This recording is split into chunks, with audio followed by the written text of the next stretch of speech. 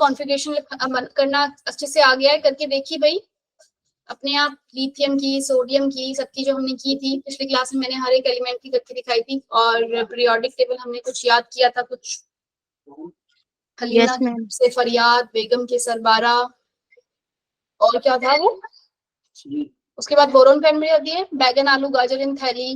Good evening everyone. अब कोई message मत करो अपने इसमें कमेंट बॉक्स में, क्योंकि फिर बच्चों की शिकायत आती है कि बहुत सारे कमेंट हमें दिखते हैं। तुम्हारा ऐसा होता है ना, स्क्रीन पे कमेंट आते रहते हैं, फिर क्लास डिस्टर्ब होती है। ठीक है, जब बोला जाए तभी कमेंट करना, ठीक है। Yes ma'am. अंजलि कह रही है कि उसने व्हाट्सएप पे एक डाउट सेंड किया था। अंजलि क्या था वो डाउट? थोड़ा सा, अंजलि का तो माइक भी ऑन नहीं होता, अंजलि कैसे बताएगी? चलो भाई मैं देख लेती हूँ एक बार, पर हम रिकॉर्डिंग ऑन कर चुके हैं तो थोड़ा सा पढ़ लेते हैं पहले, अभी बताती हूँ अंजलि, ठीक है। या फिर क्वेश्चन अभी मत लिखो, छोड़ो थोड़ी देर में। डी ब्लॉक एलिमेंट कौन से होते हैं आपके? जब आपका जो लास्ट इलेक्ट्रॉन है वो आप जो आपके जो पेनल्टीमेट शेल माने क्या? n-1 शेल को मैं क्या बोलती हूँ? पेनल्टीमेट। मतलब जो लास्ट इलेक्ट्रॉन, लास्ट वाला जो शेल है आपका, उससे एक पहले वाला जो है ना, जैसे 3d 4s, आप भरते हुए इसे 4s को बाद में भरते हो, लेकिन ये लिखते ऐसे हैं 3d 4s। क्लियर है ये बात? तो ये जो पेनल्टीमेट शेल है, अगर ये लास्ट इलेक्ट्रॉन इसके अंदर जा रहा है, यानी आप देखते हैं ना डी ऑर्बिटल में d1 भरा जाता है, फिर d2 3 4 5 ऐसे ही भरते हैं ना। बोलो भाई हाँ या ना? Yes ma'am. हमने जब डी ऑर्बिटल स्कैंडियम की करी होगी, आपने इलेक्ट्रॉनिक कॉन्फ़िगरेशन, टाइटेनियम की करो, वेनेडियम की करो, इन सबकी आपने क्रोमियम की करी थी। क्रोमियम में भी हमारा लास्ट इलेक्ट्रॉन 3d5 हमने भरा था, 4s1 कर देते हैं हम इस लास्ट में, क्योंकि हमें ये हाफ फील्ड होती है, ज्यादा स्टेबल होती है। ऐसे ही आयरन का आप भरोगे तो 3d6 4s2 होता है, ठीक है, वैलेंस इलेक्ट्रॉनिक कॉन्फ़िगरेशन। तो लास्ट इलेक्ट्रॉन आपका ये डी ऑर्बिटल के अंदर जा रहा है, तो मैं कौन से ब्लॉक के एलिमेंट कहती हूँ उन्हें? डी ब्लॉक्स एलिमेंट, ठीक है भाई। या फिर डी ब्लॉक एलिमेंट को ट्रांजिशन एलिमेंट भी बोलते हैं। एक बात पी ब्लॉक के अंदर और रह गई, पी ब्लॉक एलिमेंट के जो ऊपर वाले होते हैं ना, ये वाले एलिमेंट्स, कौन से वाले, जरा ध्यान से देखो। पी ब्लॉक के अंदर जो आपके ये वाले एलिमेंट है ना,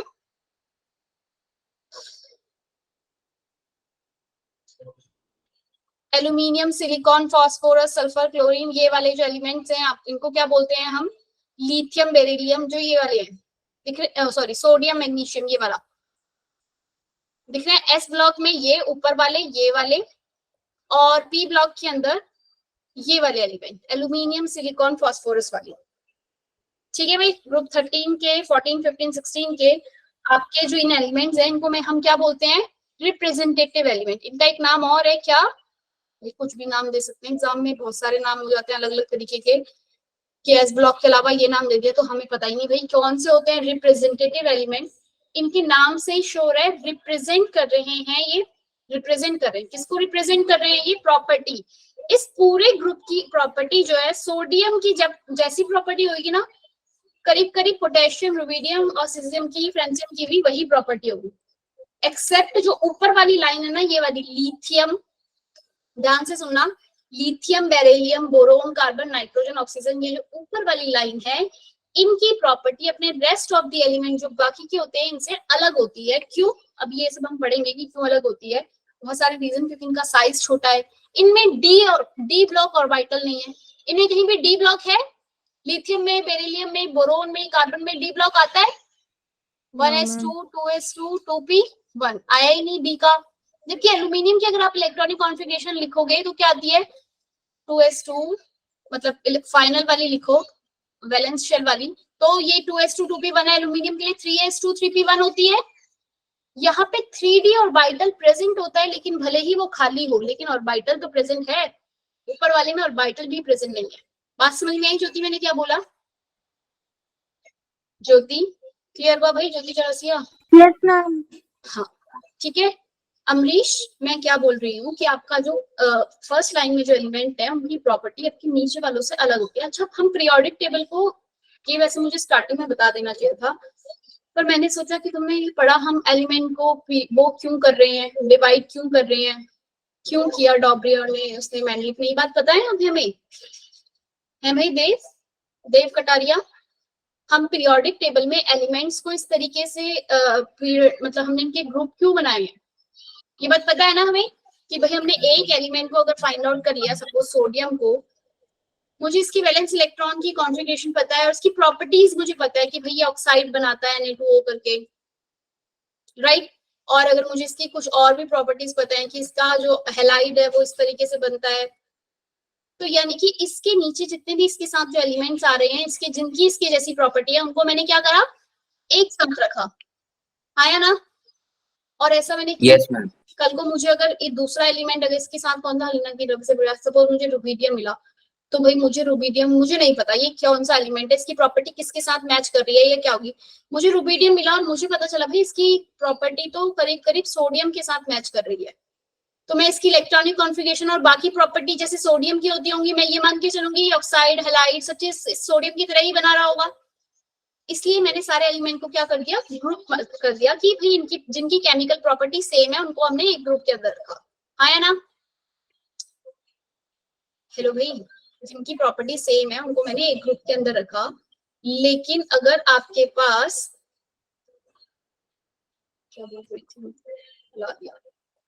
बाहर से आवाज तो नहीं आ रही ना तुम लोगों को, नॉइस आ नो रहा है, मैम। क्लियर, ठीक है। जो जिनकी भी प्रॉपर्टीज एक जैसी थी उनको मैंने एक साथ रखा, इनको मतलब मैंने ग्रुप में बांट दिया। रिप्रेजेंटेटिव एलिमेंट सोडियम मैग्नीशियम और एल्यूमिनियम को क्यों कह रहे हैं, क्योंकि इनके जो बाकी नीचे के एलिमेंट है वो इसके साथ इनकी प्रॉपर्टी मैच करती है, लिथियम के साथ नहीं करती। लिथियम की property rest of the element, beryllium की अपने ग्रुप से, बोरोन की अपने ग्रुप से काफी अलग रहती है। क्यों? क्योंकि एक तो इनका साइज बहुत छोटा है एज कम्पेयर टू दिस, और दूसरे इनमें डी ब्लॉक ऑर्बिटल नहीं है। अगर आपसे क्वेश्चन पूछ लिया जाए कि जिनकी केमिकल और फिजिकल प्रॉपर्टीज हैं, भाई ये किससे डिसाइड हो रही है ग्रुप में, क्यों इन सब की प्रॉपर्टी सेम आ रही है, कोई मुझे बताएगा इसका answer. why do element group have similar physical and properties, chemical properties? Ma'am, due to the repetition ma'am of उसके similar ग्रुप सेम है। Why do element in a same group, वो बात ही यही कर रहा है कि सेम ग्रुप के अंदर similar physical and chemical properties क्यों आ रही है। मेरे को लिथियम की जो प्रॉपर्टी है, सोडियम की, पोटेशियम की, इन सबकी प्रॉपर्टी सेम क्यों आ जा रही है, मतलब सेम ही क्यों बना रही है, जो भी एलिमेंट्स किसके साथ रिएक्ट कर रहे हैं, मतलब इनकी जो केमिकल और फिजिकल प्रॉपर्टी वो सेम क्यों आ रही है। ऐसी बेरिलियम मैग्नीशियम इन सबकी प्रॉपर्टी सेम क्यों आ रही है। बैगन नहीं, क्या था, बेगम के सब 12 था, बेगम के सब 12, बेरिलियम मैग्नीशियम कैल्शियम स्ट्रोंशियम क्यों आ रही है, क्योंकि इन सबके तुम देख रहे हो लास्ट वैलेंस इलेक्ट्रॉनिक कॉन्फ़िगरेशन जो है वो सेम है ना। बोलो भाई, सी बात है, एग्जाम में क्वेश्चन आ जाता है कि हमने ग्रुप में एलिमेंट किस ग्रुप में डिवाइड किया, किस बेसिस पे किया, उनके इलेक्ट्रॉनिक कॉन्फ़िगरेशन के बेसिस पे किया है, नहीं किया कि जो एस में गए लास्ट इलेक्ट्रॉन 1s में 1 उसमें गया एस ऑर्बिटल तो उनको 1s में रख दिया, दूसरे वाले को 2s में रख दिया। एक और बात मैंने बताई थी, ग्रुप 1 को हम और क्या बोलते हैं, ग्रुप 1 और ग्रुप 1 को एल्कली, एल्कली मेटल, और ग्रुप मैम एल्कली क्या होता है? एल्कली बच्चे बेस, एल्कली 2 को आप क्या बोलते हो, alkaline earth metal. Earth metal, ठीक है। एल्कली मतलब आपके जो बेस बनाते हैं ना, लिथियम सोडियम, देखा आपने, पोटेशियम हाइड्रोक्साइड, ये इस तरीके के आपके बेस बना रहे हैं। एल्कलाइन अर्थ मेटल ग्रुप 2 को बोल रहे हैं क्योंकि वो आपके अर्थ में जो है हमारे, वो उनको जो वाटर में डिसॉल्व करते हो तो वो आपके हाइड्रोक्साइड बनाते हैं, डिसॉल्व करने के बाद हाइड्रोक्साइड जो है वो फॉर्म होता है, और ये आपके अर्थ मेटल मतलब कि अर्थ में जो मिल रहे हैं, ठीक है, आया ना। Yes ma'am. अब थोड़ी से हम नॉमेनक्लेचर की बात कर लेते हैं, किसके नॉमेनक्लेचर। भाई अब तक तो जिनके नाम पढ़ गए थे उनके नाम पढ़ गए, लेकिन फिर हमने क्या किया कि हमने ना कहा कि जब हमारे 100 से जिनके नाम हैं उनके तो हैं जो पहले से डिसाइडेड है, उन्होंने कहा अब जो नाम पढ़ेंगे ना हम उनको नॉमेनक्लेचर ऑफ एलिमेंट, जिनके 100 से क्या है एलिमेंट, एटॉमिक नंबर क्या है जिनका 100 से बड़ा है, जिनका आता है किसी को ये एटॉमिक नंबर 100 से ही बड़ा होता है। हाँ, 90, 99, 100 तक तो हमारे पास टेबल में लिखे हुए हैं ना नाम, हाइड्रोजन हीलियम लिथियम बेरिलियम जो भी है, बाकियों के नाम भी हैं लेकिन हमने एक IUPAC नाम रख लिया कि भाई जिसका एटॉमिक नंबर 101 होगा उसका मैं क्या नाम दूंगी, 102 होगा उसका मैं क्या नाम, क्योंकि अब सबके नाम याद रखना तो भाई डिफिकल्ट है कि नहीं है। क्या था कि किसका मैंडलीफ नाम पड़ा, जिन साइंटिस्ट ने जो करा है उनके वही भी नाम है। 102 में आपका शायद मैंडलीफ का नाम आता है, और जहां तक मुझे याद आ रहा है तो 102 किसी को पता है 102 एलिमेंट कौन सा है? नोबिलियम। कौन है? मेरे को तो दिख नहीं रहा भाई, कहाँ पे लिखा हुआ है ये? 102 आपका है, हाँ भाई नोबिलियम है। मैंडलीफ कहाँ है? 101 सॉरी, 101 नाम जो है वो किसको दिया गया है? मैंडलीफ का, मैंडलीफ के ऊपर रखा गया है। तो ये याद रख लेना बस 101 का। बाकी हम इनके नाम जो है वो क्या रखते हैं, इनका आयु नोमेनक्लेचर मतलब करते हैं। कैसे रखना है? 1 को क्या बोलना है? अन, ध्यान देना जो मैं बोलती जा रही हूँ। 1 के लिए आप यूज करते हो अन, 0 के लिए क्या यूज करते हैं हम? कौन बताएगा कि कौन बोल रहा था? आदित्य? नील। नील 0 के लिए यूज करेंगे नील। 2 के लिए क्या यूज करेंगे? 1 के लिए अन, 0 के लिए नील, 2 के लिए आप क्या यूज करोगे? पाए, ठीक है। 3 के लिए क्या यूज करोगे? ट्राई। ट्राई। और 4 के लिए? Prop. प्रॉप। 4 के लिए क्या यूज करोगे? क्वाड, ठीक है। 5 के लिए? पेन। पेन। 6 के लिए? हेक्स। 7 के लिए? 7 के लिए? सेप्ट। 8 के लिए? ऑक्ट। 9 के लिए? 9 के लिए आप यूज करोगे, क्या यूज कर रहे हैं 9 के लिए? इन, ठीक है। नॉन है, नोना। इन है, ठीक है। कंफ्यूज मत होना अपने उसके साथ इसको। अभी आपका ये बच्चे के नोमेनक्लेचर के लिए नाम जो लिखोगे वो बता रही हूँ मैं, ये भी याद कर लो ऐसे ही कि अब जब मेरे को 101 था, हाँ ये याद करना पड़ेगा। उनके साथ मैच ही तो कर रहे हैं। क्वाड, 4 जनों को हम क्वाड बोलते हैं, याद है। 5 जनों को पेंटा, कभी तुमने पेंटागन या कुछ इस तरीके से बनाया होगा, हेक्सागन बनाया होगा तो हाँ प्रियंका पूछो बच्चे। मैम 1 का नहीं है क्या? 1 का अन, 1 का नहीं लिखा, 1 का अन, ठीक है। अब चले इनकी यस मैम। अन, 0 के लिए नील, 2 के लिए बाय, 3 के लिए ट्राई, 4 के लिए क्वाड, 5 के लिए पेन, 6 के लिए हैश, 7 के लिए सेप्ट, 8 के लिए ऑक्ट, 9 के लिए इन। क्लियर है? अब मैं मुझे किसी का नाम लिखना है तो मैं कैसे लिखूंगी? 101 का अगर मुझे नाम लिखना है तो अब मुझे तुम बाकी के खुद बताओगे, लेकिन अब पहले इसका देख लो। 1 के लिए लिखना है अन, 0 के लिए नील, फिर दोबारा अन, और फिर क्या लगा देना है पीछे से? ईयम। अन नील अन नियम। नाम समझ में आया? अन नील अन नियम, ईयम मतलब पीछे से। क्लियर है ये बात? तो एग्जाम में क्वेश्चन पूछ लिया जाता है। अब मैं जरा 108 के लिए बता रही हूँ, बाकी होगा तुम खुद बताओगे। 108 के लिए मैं क्या लिखूंगी? अन नील अननील ऑक्टियम। गुड, ऑक्नियम। नील ऑक्टियम। ईएम लगना है पीछे से, IUM। क्लियर है? 109 के लिए बताओ, कर सकते हो आप सबके लिए? 119 अननील एनियम। अनिल 119 के लिए अन इन नियम। क्लियर है?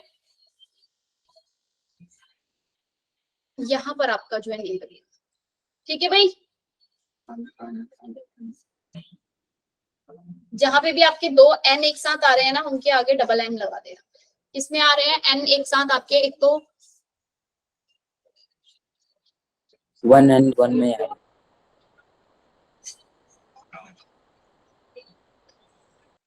111 में आ रहा है और 109, बस ये ठीक है। याद हो गया? समझ में आ गई भाई कैसे करना है? Yes ma'am. प्रियंका क्लियर है बच्चे? अन इन नियम, ठीक है। प्रियंका, पीयूष समझ में आया बच्चे कैसे नेमिंग करनी है आपको किसी भी Yes, इसके ma'am. एलिमेंट की? यस ना मैम। आगे ना बताओ ना, IUPAC नेम कर लोगे सबके? Yes ma'am. देख कर आती हूँ, पूरा देख कर आती हूँ। F ब्लॉक एलिमेंट क्या होते हैं जरा मुझे बताओ। F ब्लॉक एलिमेंट मैंने कल क्लास में बताया था। F ब्लॉक एलिमेंट आपके पीरियोडिक टेबल में कहां से कहां तक लाई करते हैं? F ब्लॉक एलिमेंट्स कहाँ से कहाँ लाई करते हैं भाई एफ ब्लॉक एलिमेंट आपके? Third group. थर्ड ग्रुप में होते हैं। Very good. 90 to 103. Third group में आपके आपके एफ ब्लॉक एलिमेंट को हम थर्ड ग्रुप में बोलते हैं। पीरियड कौन सा होता है भाई एफ ब्लॉक एलिमेंट्स के लिए?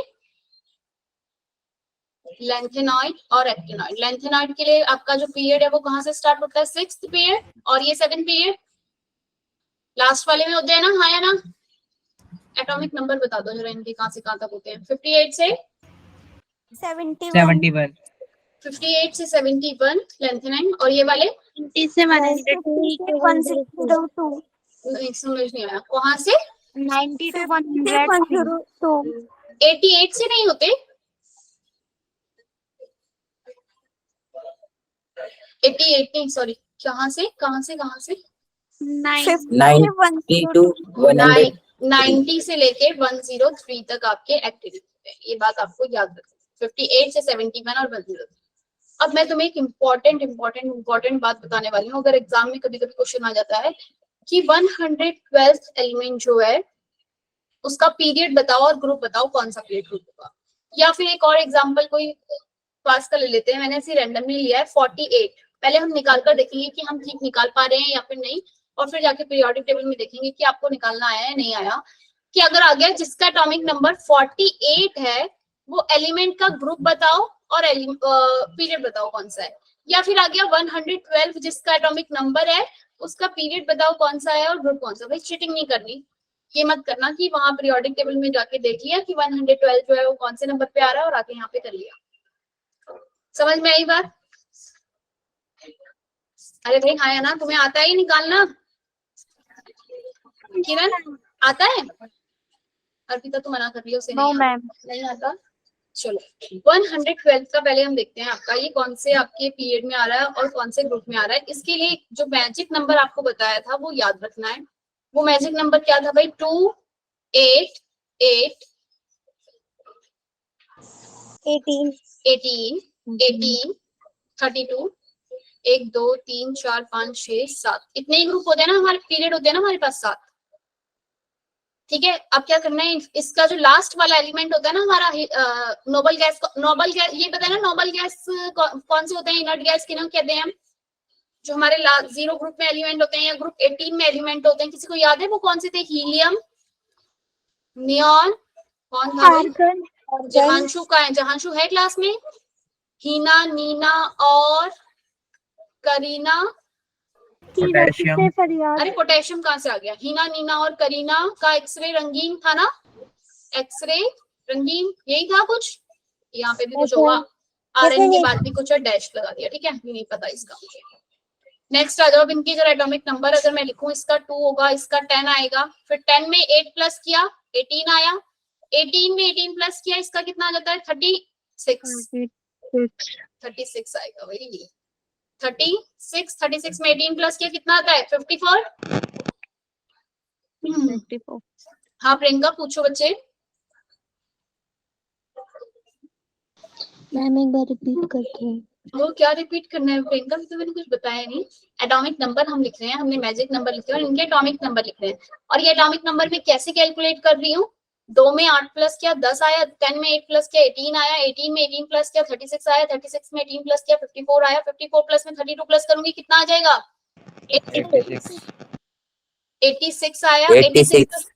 86 में फिर 32 प्लस करूं कितना आ रहा है? 118. कितना आया? 118। 118 हमारे जो एलिमेंट्स होते हैं वो इस तरीके से मेरे आ गए कि मेरे 118 एलिमेंट। अभी तक हमारे पीरियोडिक टेबल में 118 एलिमेंट्स है ना? वो लोग Yes, ma'am. 180 एलिमेंट जो है मेरे वो आ गए। अब मेरा क्वेश्चन क्या था, कौन सा वाला एलिमेंट मुझसे पूछ लिया मैंने, जो रैंडमली लिखा था वो कौन सा था आपका? 112 एलिमेंट। यानी कि 112 एलिमेंट 86 से 118 के बीच में लाई कर रहा होगा। हाँ भाई ज्योति पूछो। ज्योति क्या पूछ रही है? तो मैंने एक चीज तो मुझे फाइंड आउट हो गई कि ये कौन से पीरियड में लाई कर रहा होगा। 114 एलिमेंट, 114वां एलिमेंट जो है मेरा, मुझे फाइंड आउट करना था कहाँ पर है, तो वो कहाँ पे लाई कर रहा होगा? 7th पीरियड में। टोनी है ना? शिखा? Yes ma'am. कैसे पता लगा? क्योंकि मैंने सबके एलिमेंट जो लास्ट वाला था उसको देख रखा है। हाँ बिल्कुल ज्योति, पीरियोडिक टेबल वैसे ही जितनी याद हो जाए उतनी रख करो, फिर धीरे धीरे आपका होते होते होती चली जाएगी। जैसे जैसे आप लिखते रहोगे, पर ये है कि एक दिन 1 घंटा लगा के पढ़ ही लो। नॉबल गेस तो कर ही लो, या नहीं 20 तक भी जैसे मैंने कल तरीका बताया था उस तरीके से आपको पता होना चाहिए किसकी। जैसे अगर तुमसे पूछ ले पोटेशियम, तो तुम्हें पता होना चाहिए ये हलीना की रब से फरियाद, तो पोटेशियम उसके नीचे आता है। बेगम के सरबारा कैल्शियम उधर बेगम वाली फैमिली में आता है, ग्रुप 2 में आता है। तो इस तरीके से आपको एस और पी ब्लॉक पता होने चाहिए, नॉबल गैस वाला। ठीक है, नॉबल गैस। प्रियंका बिल्कुल आप जा सकते हो, आपको क्या कुछ काम है क्या? मैं पूछती हूँ प्रियंका कहाँ है, प्रियंका कहाँ है, फिर क्या जवाब दोगे? जरा ध्यान से देखो, 114 एलिमेंट कौन से पीरियड में लाई करेगा आपका? 7th पीरियड में, हाँ या ना?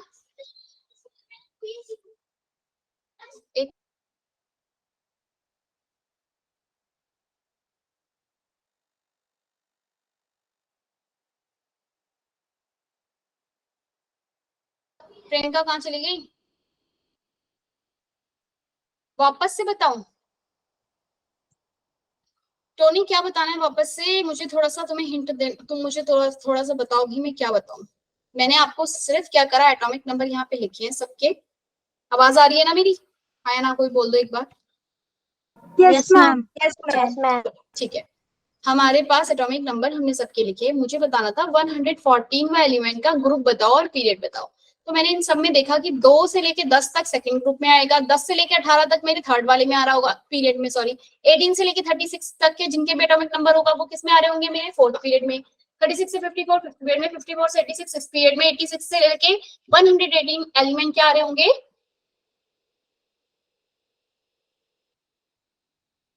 पीयूष पढ़ लेते हैं पहले अभी, ठीक है। 7th पीरियड में आ रहे हैं 114 एलिमेंट जो है, 114वां जो है 7th पीरियड में आ रहा है। अब कोई बच्चा मुझे बता सकता है कि कौन से ग्रुप में आ रहा होगा? ये देखो जरा, 118वां एलिमेंट जो था वो 18 ग्रुप में आ रहा था आपका। ये लास्ट वाला ग्रुप 18 था। 117 वाला कौन से ग्रुप में आ रहा होगा? 17 ग्रुप में। 116 वाला 16 ग्रुप में। 115 वाला 15 ग्रुप में। और 114 वाला आपका कौन से ग्रुप में आ रहा होगा भाई? 14th ग्रुप में। 14th ग्रुप में अगर ये एलिमेंट आ रहा है ग्रुप 14 का, तो आपको पता चल गया कि 114 एलिमेंट का ग्रुप जो है वो 14 है। पीरियड जो है वो कौन सा है? 6th है। क्या आप मुझे इसकी बैलेंस इलेक्ट्रॉनिक कॉन्फ़िगरेशन बता सकते हो? 114th जो ग्रुप है, 14 ग्रुप जो है आपका, उसकी वैलेंस सेल की इलेक्ट्रॉनिक कॉन्फ़िगरेशन क्या होती है? फर्स्ट वाले की कौन लाई करता है 14 फैमिली में सबसे ऊपर? Carbon. Carbon. Yes, ma'am. Carbon की इलेक्ट्रॉनिक कॉन्फ़िगरेशन क्या होती है अगर मैं लिखूं तो? 1s2 2s2 2p2 होती है। Yes. यही होती है या नहीं होती? Yes, ma'am.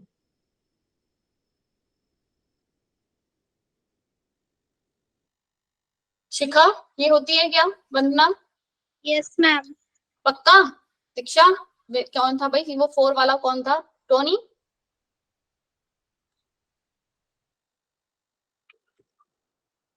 क्लियर है भाई कि 1s2 2s ये 2s2 2p2 आपकी 14 ग्रुप की वैलेंस इलेक्ट्रॉनिक कॉन्फ़िगरेशन होती है। 6 पीरियड के लिए 114 ग्रुप की अगर मुझे इलेक्ट्रॉनिक कॉन्फ़िगरेशन पूछ लिया तो 6s2 6p2 हो जाएगी। Yes, ma'am. क्लियर है? अब ऐसे ही मैंने जो रैंडमली एक और एलिमेंट लिखा था 48। भाई अगर आपका कोई भी एलिमेंट 58 से लेके कहाँ था वो? 58 से लेके कहाँ तक था? एफ ब्लॉक के आ जाएगा तो बता ही दोगे। 58 से लेके 71 तक। 71 ही था ना? दूसरा क्या था? 90 to 103 है ना? ये तो आप बता ही दोगे कि एफ ब्लॉक के एलिमेंट है। मेरा दूसरा एलिमेंट मैंने 48 लिया था। कौन सा लिया था? 48। एक बार देखते हैं कि हमें ये मेथड से निकालना आया या नहीं आया। ग्रुप एलिमेंट निकाला। सबसे पहले तो आपको क्या याद रखना है? अपना मैजिक नंबर जो भी है वो याद रखना है। क्या है मैजिक नंबर अगर मैं मुझे बोला जाए तो भाई? 2 8 8 18 18 32 32. ये 2 10 18 और 18 के बाद क्या था? 36। 36 के बाद क्या था आपका? 54 86 अभी छोड़ दो बाकी को, क्योंकि हमारा काम तो 48 से लेना देना है, बाकी में लेना देना ही क्या है? 54। भाई ये 48 एलिमेंट मेरा इन दोनों के बीच में लाई कर रहा होगा। Yes, ma'am. यानी कि कौन सी पीरियड में आ रहा है? ये जो आपका था first period, second period, third period, fifth period में मेरा ये लाई कर रहा है। ये तो मुझे पता चल गया। अब जरा ग्रुप भी फाइंड आउट कर लो, कौन से ग्रुप के अंदर आएगा ये? 12th ग्रुप के अंदर आ रहा है। भाई इसने निकाल दिया। 12th ग्रुप के अंदर आ रहा है कि ये? Yes, ma'am. ग्रुप 12 के अंदर ये आपका लाई कर रहा है। सबको आगे निकालना, कैसे निकालोगे? एक एक कदम पीछे Yes, चले ma'am. या फिर एक एक कदम आगे आ जाओ। ठीक है भाई, Yes, आपने इस ma'am. तरीके, अगर ये इसके आसपास होता 36 के बाद 37, 38, 30 इस तरीके से आगे आगे तक 48 तक गिन लो। पर याद रखना एफ ब्लॉक जहां आ जाएगा उसमें उन 14 को आगे कर देना। बात समझ में आई? क्या बोला मैंने? एफ ब्लॉक आ जाते हैं ना यहाँ पे। चलो भाई, आएगा तो क्वेश्चन कर लोगे। कौन सा ग्रुप 12 में लाइक होता है? बात ठीक है। इलेक्ट्रॉनिक कॉन्फ़िगरेशन भी लिख लोगे। ग्रुप 12 के इलेक्ट्रॉनिक कॉन्फ़िगरेशन जो है वो क्या होती है? पता है किसी को ग्रुप 12 के इलेक्ट्रॉनिक कॉन्फ़िगरेशन? एक बार ग्रुप निकालना बता दीजिए। आदित्य कह रहे हैं भाई एक बार ग्रुप निकालना बता दो। आदित्य ग्रुप हमने ऐसे निकाला, 36 के बाद 48 तक काउंट कर लो। 37 आपका ग्रुप 1 में जाएगा। ग्रुप 2 में कौन जाएगा? 38 वाला। ठीक है, ऐसे आगे बढ़ते गए बढ़ते गए बढ़ते गए बढ़ते गए तो हम ग्रुप 10 पे पहुंच गए, 48 पे आ गया। ठीक है आदित्य, क्लियर है अमरीश? Yes, ma'am. ठीक है भैया, देखो भी अब समझ में आ गया किस तरीके से आपको ग्रुप निकालने, किस तरीके से आपको पीरियड निकालने। अब हम ये तो हमने जो लास्ट की बातें थी ना आपकी बुक के अंदर वो पहले कर ली, ताकि ये जो छोटी छोटी जो बातें हैं ये हो जाएं। एक छोटी छोटी और बात क्या कि एस ब्लॉक एलिमेंट क्या होते हैं, एस ब्लॉक मेटल क्या होते हैं, नॉन मेटल क्या होते हैं, आप ये लोग पढ़ चुके हैं वैसे तो, लेकिन फिर भी हम एक बार फिर पढ़ते हैं जरा। जो भी एलिमेंट मेटल किनको कहते हैं हम? जो इलेक्ट्रॉन क्या करते हैं, इलेक्ट्रॉन इजिली आपका Lose करते हैं. लूज करते हैं, उनको हम मेटल्स कहते हैं। तो आप देखोगे अब के जितने भी एस ब्लॉक एलिमेंट्स हैं, एस ब्लॉक एलिमेंट जो भी हैं ये आपके, ये क्या किसकी तरह काम कर रहे हैं? ये इनका जो बाहर का एस ब्लॉक है ना, मतलब एस 2s1 3s1, ये जो बाहर का इनका जो 1 इलेक्ट्रॉन है क्या हो जाता है? इजिली क्या हो जाता है आपका? बाहर निकल जाएगा, इजिली लॉस हो जाता है। तो आपके जितने भी एस ब्लॉक के एलिमेंट है, 1s के एलिमेंट है, वो क्या क्या कैसे होते हैं? आपके मेटल्स होते हैं। क्या होते हैं वो? मेटल्स। और जो भी आपके पी ब्लॉक के एलिमेंट हैं, पीछे के जो चले गए हेलोजन वगैरह, ये सब ये क्या होते हैं? आपके नॉन मेटल, क्योंकि ये क्या करते हैं? इलेक्ट्रॉन्स को एक्सेप्ट करते हैं। हाँ या ना समझ में आई बात? मेटल क्या होते हैं भाई? जिनकी शाइनी अपीयरेंस होती है, पढ़िए प्रॉपर्टी, सोनरस प्रॉपर्टी होती है, डक्टाइल होते हैं, वो होती है ना, Malleable होते हैं. ये सब तुमने पढ़ा हुआ है। बस एक Yes, ma'am. चीज, एक पॉइंट और, nature readily losing electron, electron को इजिली लॉस कर देते हैं, उनको हम क्या बोलते हैं? मेटल्स बोलते हैं। अब मुझे एक बात बताओ, चलो भाई मेटल का पता चल गया किसे कहते हैं। नॉन मेटल कौन? जो इलेक्ट्रॉन को क्या करें अपना, नॉन मेटल उनको कहेंगे जो क्या करेंगे? Gain करते हैं. ये आपके राइट हैंड साइड आते हैं पीरियोडिक टेबल में, और मेटल जो है वो लेफ्ट हैंड साइड। क्लियर है? लेफ्ट हैंड साइड और राइट हैंड साइड ये वाली। Non metal are usually solid, liquid, gas, इस तरीके के होंगे। या एक इसमें कहीं लिखा नहीं है क्या? ये क्या है? Do not loss electron but rather accept electron. जैसे क्लोरीन को तुमने देखा है भाई, 17 है इसका, ये अपने 18 करने के लिए क्या करेगा? एक इलेक्ट्रॉन लेता है, एक इलेक्ट्रॉन एक्सेप्ट करेगा। तो ये किसकी तरह एक्ट कर रहा है आपका? Non metal. मेटलॉइड्स क्या होते हैं या फिर सेमी मेटल क्या होते हैं? सिलिकॉन, जर्मेनियम, आर्सेनाइड, टिन और ये टेल्यूरियम, ये 5 एलिमेंट है, हम याद रखना। इनको हम मेटलॉइड्स बोलते हैं, जो कैसी दोनों प्रॉपर्टी शो कर रहे हैं, बोथ मेटल की भी और नॉन मेटल की भी। ये नाम याद हो गए, सिलिकॉन, जर्मेनियम, आर्सेनाइड और टिन और टेल्यूरियम। क्लियर है प्रियंका? प्रियंका बोलो, कुछ कह रही हो? प्रिंस क्लियर है बच्चे? मेटल क्या? जो इलेक्ट्रॉन लॉस कर पा रहे हैं। नॉन मेटल क्या? इनके बारे में हम आगे और पढ़ेंगे कि प्रॉपर्टीज मेटल की डिक्रीज हो रही है, इंक्रीज। अच्छा मुझे बताओ, लेफ्ट टू राइट जाने में मेटल की प्रॉपर्टी क्या हो रही है? इंक्रीज हो रही है, डिक्रीज हो रही है? Decrease. वेरी गुड शिखा, डिक्रीज हो रही है जब हम लेफ्ट टू राइट जा रहे हैं, क्योंकि हमने वो क्या कर रहा है? इलेक्ट्रॉन लॉस कर पा रहा है, लास्ट वाला इलेक्ट्रॉन लॉस नहीं कर पा रहा है। तो जो प्रॉपर्टी है विवेक, वो क्या हो रही है हमारी इधर जाने पे? डिक्रीज कर रही है। ठीक है, मेटलॉइड्स कौन से होते हैं? जो दोनों प्रॉपर्टी शो करते हैं, क्या होते हैं? मेटलॉइड्स, जो मेटल की भी प्रॉपर्टी शो कर रहे हैं और नॉन मेटल की भी शो कर रहे हैं, उनको हम बोलते हैं मेटलॉइड्स। और टिपिकल एलिमेंट जो होते हैं, अरे भाई टिपिकल एलिमेंट था, और these include the third period elements are called typical elements. Sodium, magnesium, aluminium, silicon, जो भी मैंने बताया था ना रिप्रेजेंटेटिव एलिमेंट, वही नहीं लिखा इसको। ठीक है भाई, टिपिकल एलिमेंट किन्हें कहते हैं पता है? मैंने बताया था बहुत सारे नाम होते हैं, कुछ भी आ जाएगा। टिपिकल एलिमेंट भी बोलते हैं ग्रुप थर्ड के एलिमेंट को। क्यों? क्योंकि ये बाकी के जो प्रॉपर्टी है इनकी रिजेंबल कर रही है दूसरे एलिमेंट्स के साथ। जो रिप्रेजेंटेटिव एलिमेंट नाम बताया था ना एक, Yes, ma'am. उसको टिपिकल एलिमेंट भी बोल सकते हैं, रिप्रेजेंटेटिव। तो ये नाम ने कभी कभी एग्जाम में आ जाता है कि बताओ भाई रिप्रेजेंटेटिव क्या है, टिपिकल एलिमेंट क्या है, तो हमारी बुक के अंदर तो है नहीं। नहीं है बुक के अंदर ये नाम, होगा पर हम पढ़ते थोड़ी है, है ना। तो थर्ड पीरियड के अंदर जो भी आपके एलिमेंट्स होते हैं, थर्ड पीरियड वाले को अपने टिपिकल या रिप्रेजेंटेटिव बोलते हैं, क्योंकि इनकी प्रॉपर्टी बाकी के साथ जो होती है वो रिजेंबल कर रही होती है। अब जरा न्यूक्लियर चार्ज क्या है, शील्डिंग इफेक्ट क्या है, पेनिट्रेशन इफेक्ट क्या है, इन सब के बारे में बात कर लेते हैं। ये बहुत बहुत इंपॉर्टेंट चीजें हैं और सारी एक दूसरे के साथ इतनी ज्यादा कंफ्यूजिंग है कि मतलब तुम लोगों के लिए थोड़ा सा कंफ्यूजिंग रहेगा। क्या है, पहले तो जरा बात करते हैं जेड आपका न्यूक्लियर चार्ज में कैसे निकालती हूँ, न्यूक्लियर चार्ज या फिर जेड इफेक्टिव में क्या बोलते हैं। मेरा जेड इफेक्टिव जो होता है क्या होता है, जेड इफेक्टिव इक्वल टू होता है आपका जेड जो एटॉमिक नंबर है वो माइनस क्या, शील्डिंग, ये शील्डिंग है, शील्डिंग इफेक्ट या फिर शील्डिंग या स्क्रीनिंग इफेक्ट इसको बोलते हैं। ठीक है भाई, आप इसमें से इसको माइनस कर रहे हो तो आपके पास क्या निकल कर आ रहा है, अफेक्टिव न्यूक्लियर चार्ज निकल कर आ रहा है। सिग्मा को बोलते हैं इलेक्ट्रॉन प्रोवाइडिंग। जेड इफेक्टिव जो होता है वो इक्वल टू होता है आपका जेड और माइनस में सिग्मा। अब ये जो शील्डिंग है ये क्या है, पेनिट्रेशन इफेक्ट जो होता है वो क्या होता है, क्या बता दूं विवेक दोबारा, अभी तो मैंने कुछ पढ़ाया ही नहीं, नई चीज बस स्टार्ट हो रही है, उसी को मैं बार बार रिपीट कर रही हूँ, फिर भी बोल रही रिपीट कर दो। क्या रिपीट करना है हमें जेड इफेक्ट वाला, अभी तो मैं बार बार बोली रही हूँ कि जेड इफेक्टिव क्या है आपका। भाई मेरा एक ये न्यूक्लियस है, ठीक है, इसका एटॉमिक नंबर कुछ रख लेते हैं, काम करते हैं 17 वाला 11 रख लेते हैं 11, ठीक है। मेरा इसका एटॉमिक नंबर क्या है, 11 है। यहाँ पे न्यूक्लियस के पास पॉजिटिव चार्ज कितना है, 11। इसके पास 11 इलेक्ट्रॉन जो है रिवॉल्व कर रहे हैं, हाँ ना। 2 इलेक्ट्रॉन यहाँ पे करते हैं इसका, एक क्या होती है इलेक्ट्रॉनिक कॉन्फ़िगरेशन, यही होती है। इस वाले शेल में 8 इलेक्ट्रॉन आपके घूम रहे होंगे, 1 2 3 4 5 6 7 8। फिर एक बाहर एक और ऑर्बिट होगा, उसमें आपका कितना, 1 इलेक्ट्रॉन घूम रहा होगा। बोलो भाई, आया ना। Yes, ma'am. अब इस वाले इलेक्ट्रॉन पे या मैं कहूँ इस वाले ऑर्बिट पे इस वाले का जो चार्ज है, ये पॉजिटिव चार्ज जो है, इसको अपनी तरफ कितने उस पे मतलब इस पे जो इफेक्टिव चार्ज है वो कितना लग रहा है, वही आपका क्या है, जेड इफेक्टिव। और ये कितना लगेगा भाई, इस ये पॉजिटिव चार्ज ये यहाँ इलेक्ट्रॉन पे जितना ही, अगर इसके 11 प्रोटॉन है, 11 का 11 अगर मैं इसको कोई यूनिट मान लूं कि 11 पॉजिटिव चार्ज इसके लग रहे हैं इलेक्ट्रॉन पे, सारे 11 के 11 तो नहीं लग जाएंगे। क्यों नहीं लगेंगे, क्योंकि इसके बीच में जो इलेक्ट्रॉन्स आ रहे हैं वो भी क्या करेंगे, इसको अफेक्ट करेंगे।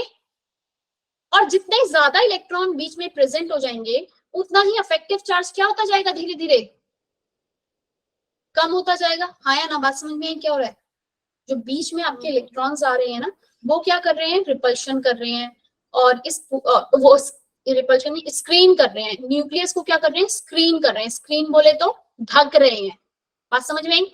ये क्या कर रहे हैं, न्यूक्लियस को इलेक्ट्रॉन ढक रहे हैं, ताकि ये जो इसका पॉजिटिव चार्ज है लास्ट वाले इलेक्ट्रॉन पे जो है उतना इफेक्टिवली नहीं लगेगा जितना इफेक्टिवली उसे लगना चाहिए था। बात समझ में आई क्या बोला मैंने, जितना इफेक्टिवली जो न्यूक्लियस का जो चार्ज है वो आउटर साइड वाले इलेक्ट्रॉन पे लगना चाहिए था उतना इफेक्टिवली नहीं लग रहा।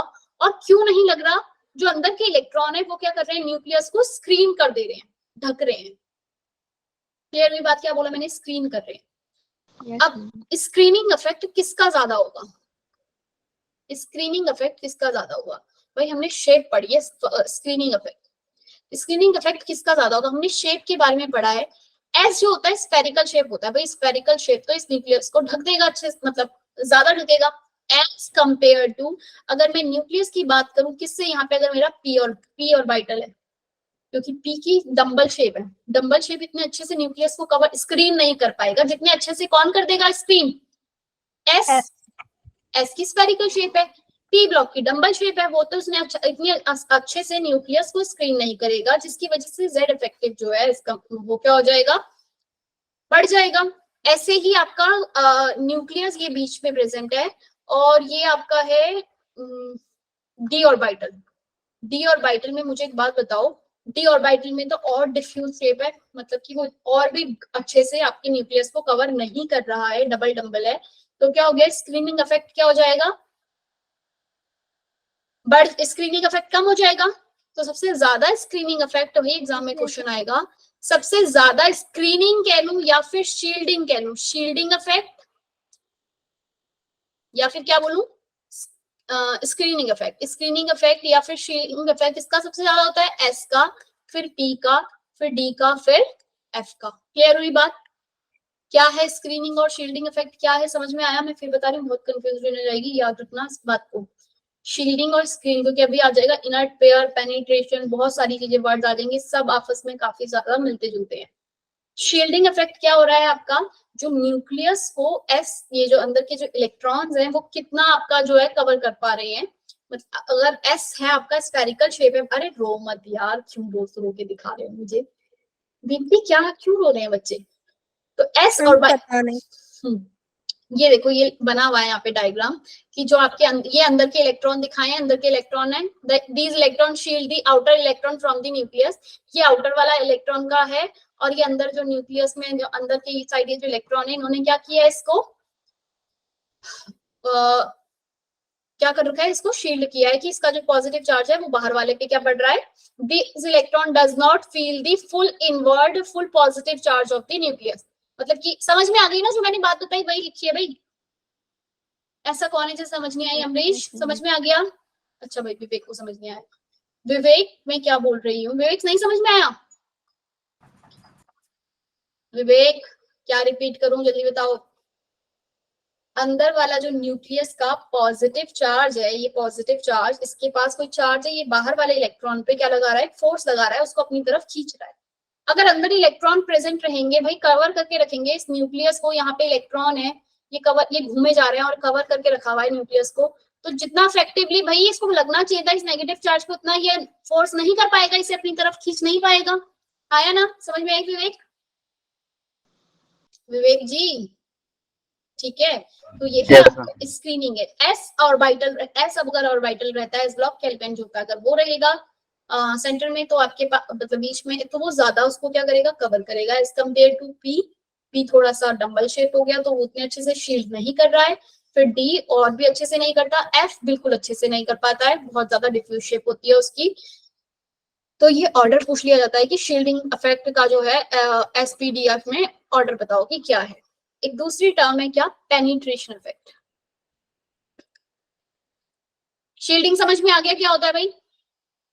Yes ma'am. Penetration effect of electron क्या है कि अगर आपका एस ब्लॉक का एलिमेंट है ना, एस ब्लॉक, एस एक स्फेरिकल शेप है, वो आपके जो न्यूक्लियस होता है ना उसके सबसे ज्यादा पास होती है, मतलब सबसे ज्यादा अट्रैक्टेड रहती है किसके, न्यूक्लियस की तरफ। बात समझ में क्या बोला मैंने? S electron penetrated closer to the nucleus, therefore tightly held than p electrons। मतलब कि क्या कह रहा है, मेरे पास एक s है, p है, d है, f है, सपोज मैं एलिमेंट यहाँ ले लेती हूँ, एक का मेरा 3s1 है आउटर इलेक्ट्रॉन कॉन्फ़िगरेशन, एक की 3s2 3p1 है, ठीक है, एक की 3s2 3p1 3p6 और 3d1 है, ठीक है। ऐसे ही यहाँ पे 3s2 3p6 और अच्छा इसमें तो f होता नहीं 3 के अंदर, 3d तक ही रखते हैं, d, ठीक है। तो मेरा जो इलेक्ट्रॉन है S1 वाला, जो S ऑर्बिटल है, ये न्यूक्लियस के सबसे ज्यादा पास होता है, न्यूक्लियस के सबसे ज्यादा पेनिट्रेटेड, धंसा हुआ रहता है न्यूक्लियस के पास, क्योंकि उसके स्फेरिकल शेप है, न्यूक्लियस उसको ज्यादा अच्छे से अपने पास रखे रखता है, पकड़े रखेगा। तो S ब्लॉक, S के अंदर से इलेक्ट्रॉन निकालना डिफिकल्ट है एज कंपेयर टू P। फिर P में तब भी थोड़ा आसान है एज कंपेयर टू सॉरी एस से निकालना डिफिकल्ट है क्योंकि वो पेनिट्रेट है न्यूक्लियस के अंदर, ठीक है, as compare to P.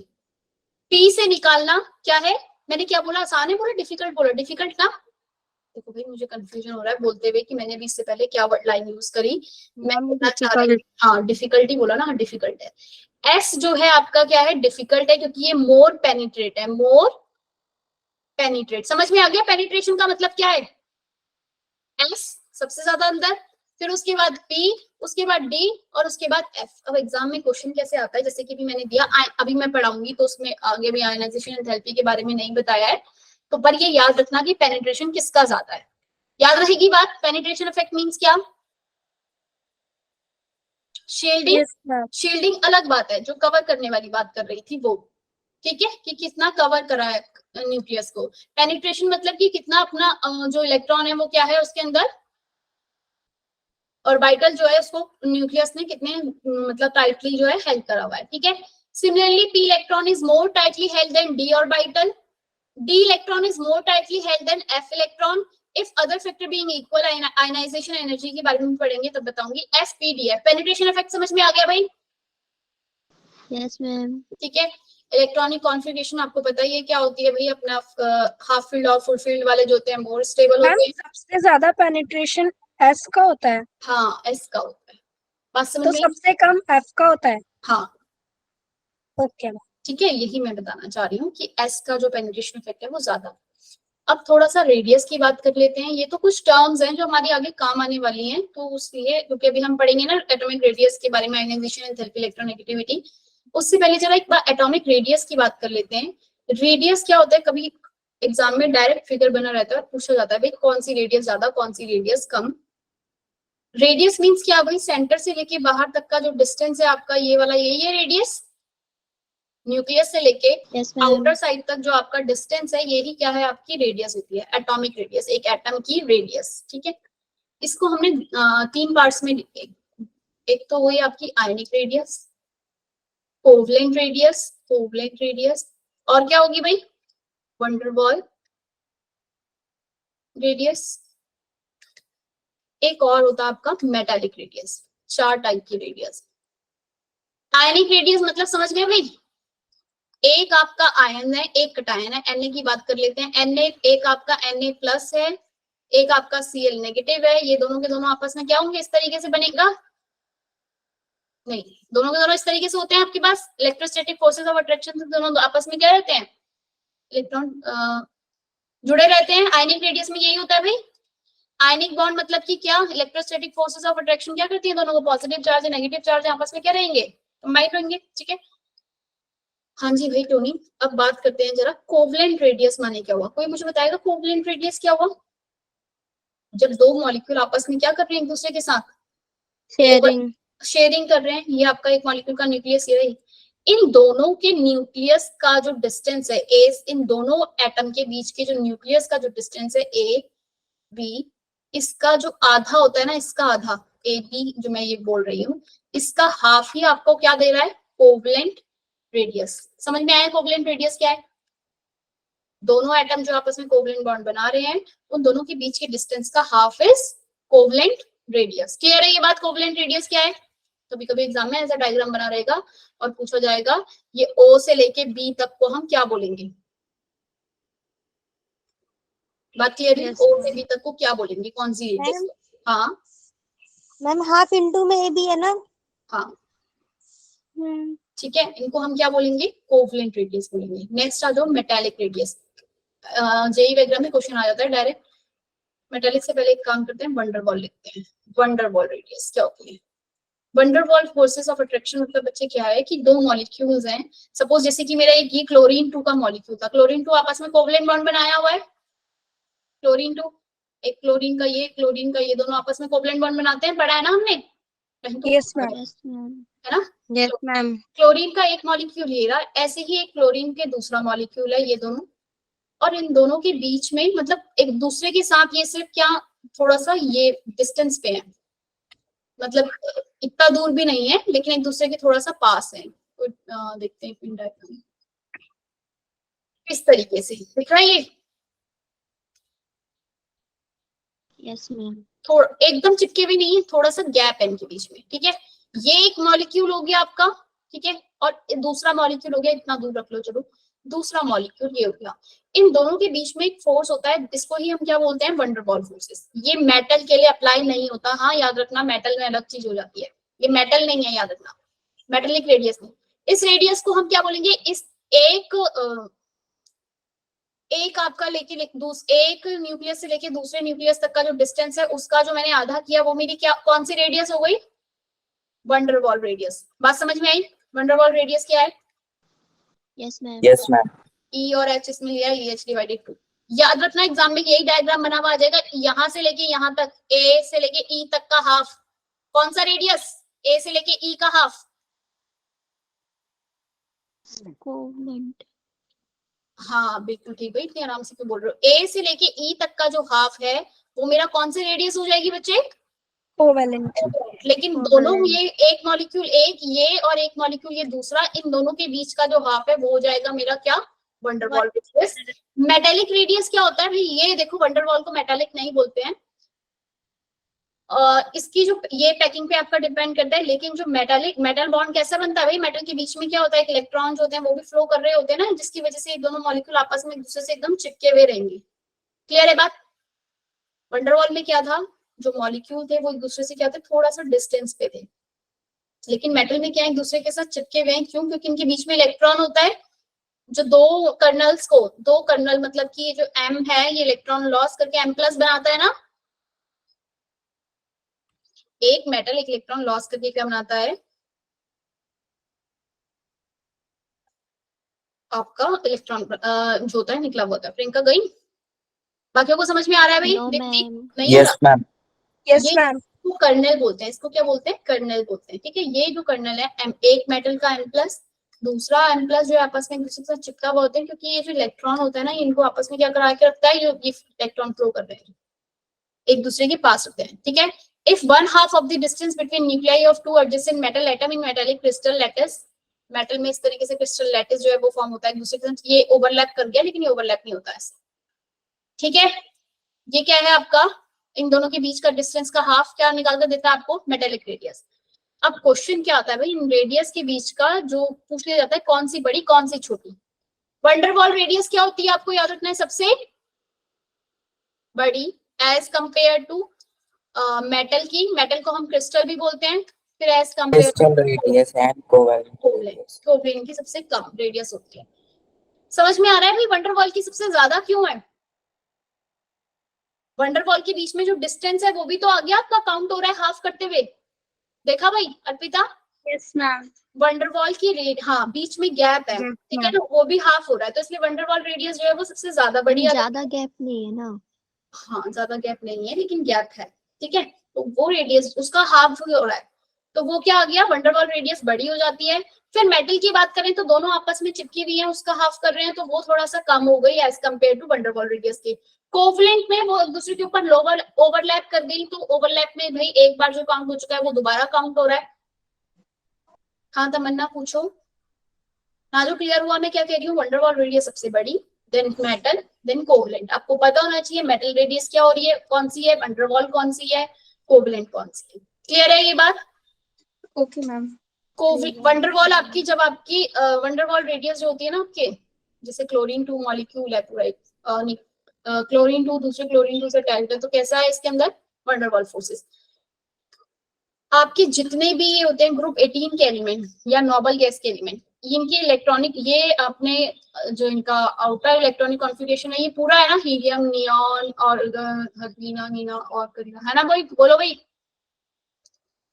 Yes, complete है ना? Yes, ना तो ये ma'am. इलेक्ट्रॉन दे रहे हैं ना इलेक्ट्रॉन ले रहे हैं, तो इनकी जो रेडियस है वो होती है वंडरवॉल रेडियस। कैसे? एक नियॉन का मॉलिक्यूल दूसरे नियॉन के मॉलिक्यूल से वंडरवॉल फोर्सेस से अटैच होता है। क्लियर? तो इनकी जो रेडियस हम फाइंड आउट करते हैं वो कैसे करते हैं? वंडरवॉल रेडियस निकालते हैं। क्लियर हुई बात? Yes ma'am. ठीक है, जितने भी आप, हाँ प्रियंका बोलो। प्रियंका गई नहीं तब से, है प्रियंका? मैम लाइट आ गई। आ गई? चलो गुड। अब जरा, अभी मेरे पास 10 मिनट हैं, जो एक बात मैं तुम्हें पहले भी बता चुकी हूँ, थोड़ी सी अभी भी सुन लो और फिर से याद रखना। बहुत बहुत बहुत इंपॉर्टेंट बात है, मैंने बताई थी एक बार। आइसोइलेक्ट्रॉनिक स्पीशीज क्या होती है पता है? No, ma'am. बहुत मार खाएगा ये, बहुत मारूंगी। बताइए आइसोइलेक्ट्रॉनिक स्पीशीज मैंने बताया क्लास के अंदर, भूल गए? आइसो मतलब तो सेम होगा। हाँ नाम से ही पता चल रहा है, आइसो मतलब सेम, इलेक्ट्रॉन मतलब इलेक्ट्रॉनिक, इलेक्ट्रॉनिक मतलब इलेक्ट्रॉन, जिनके इलेक्ट्रॉन सेम वो आइसोइलेक्ट्रॉनिक।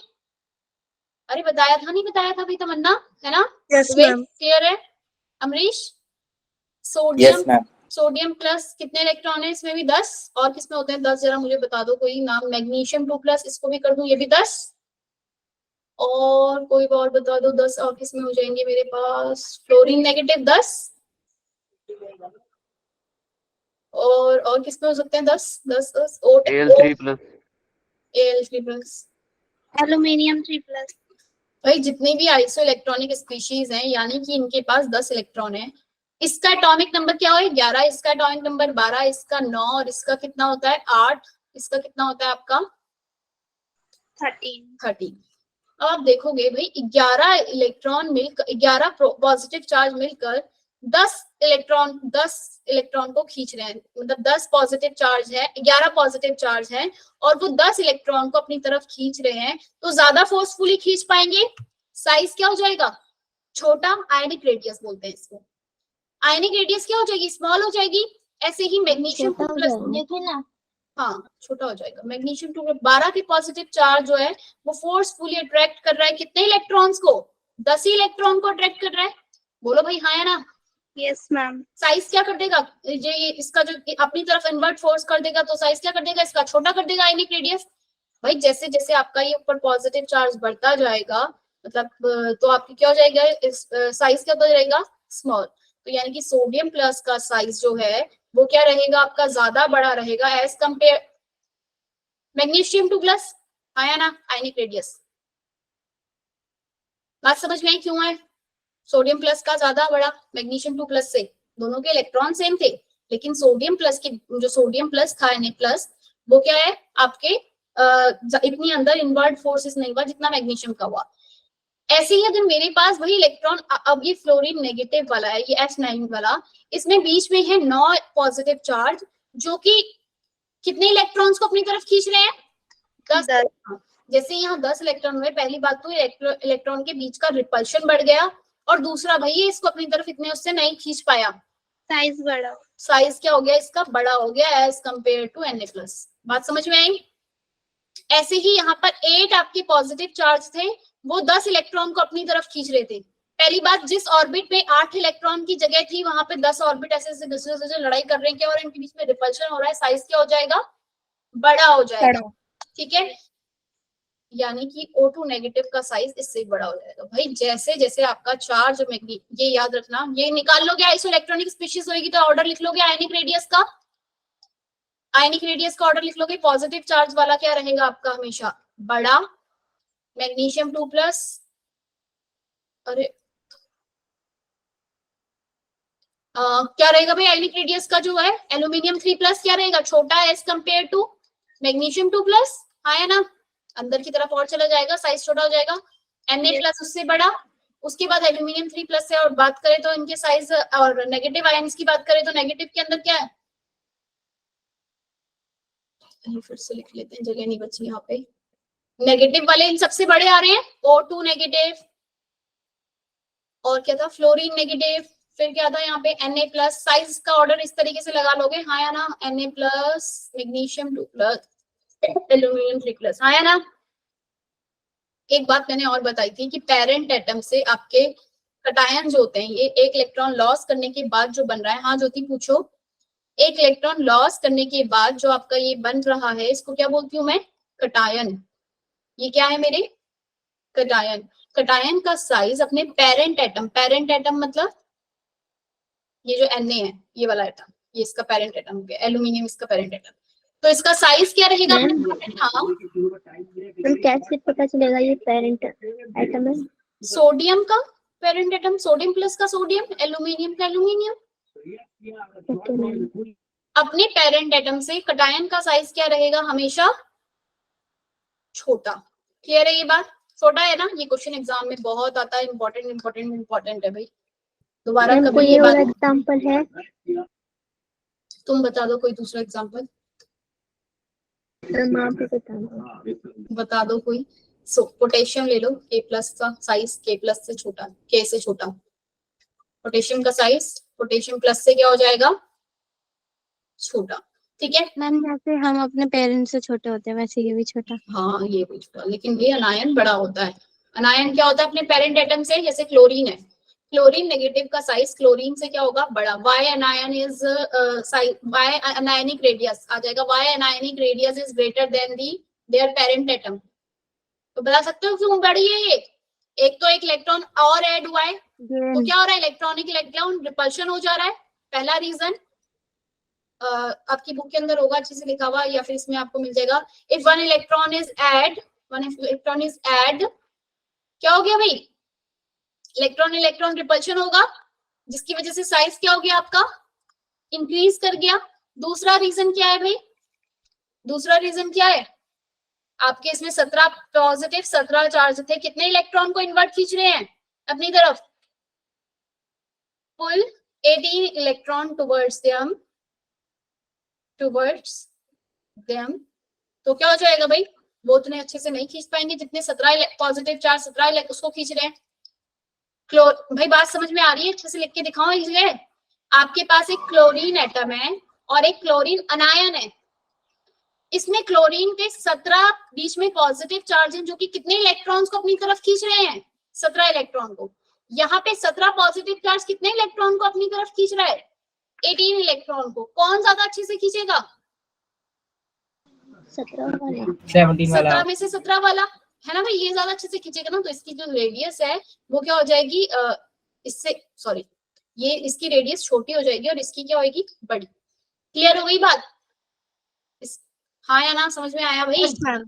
मैम चलो एक कल क्वेश्चन आपके लिए लेकर आऊंगी, इससे रिलेटेड, जो भी इससे रिलेटेड आए होंगे प्रीवियस एग्जाम में, तब देखती हूँ कि तुम कर पाते हो या नहीं। 3 मिनट बचे हैं, तो एक छोटी सी बात। हाँ बोलो बोलो। बस करा दो, क्या बोल रही है, बस बुला दो। ग्रुप क्या क्या मैम एंड कर दो, ये बोल रही हूँ। अच्छा, ग्रुप 18 को बस एंड हो गया, नोबल कहते हैं। नोबल, ये पता है नोबल गैस, इनर्ट गैस कहते हैं। ग्रुप 17 का एक नाम होता है भाई, क्या बोलते हैं इनको, हेलोजन। क्या बोलते हैं इन्हें, हेलोजन। ग्रुप 17 के अंदर कौन से आते हैं, फ्लोरीन, क्लोरीन, ब्रोमीन। अरे याद कराइए, याद कर लो इस तरीके से जो भी लिखा है हमने। ग्रुप 16 वाले कौन से होते हैं आपके, चैल्कोजन कहते हैं इन्हें। ग्रुप 16 कौन से आते हैं इसके अंदर, ऑक्सीजन। ओ सुंदर सी तेरी पलके, पढ़ा किसी ने, याद किया भाई, ये कल ऐसे ही लिखवाया था। बस इसी के साथ क्लास को एंड करते हैं। इतना ध्यान रख लेना बस, जो आज बताया है इन सबको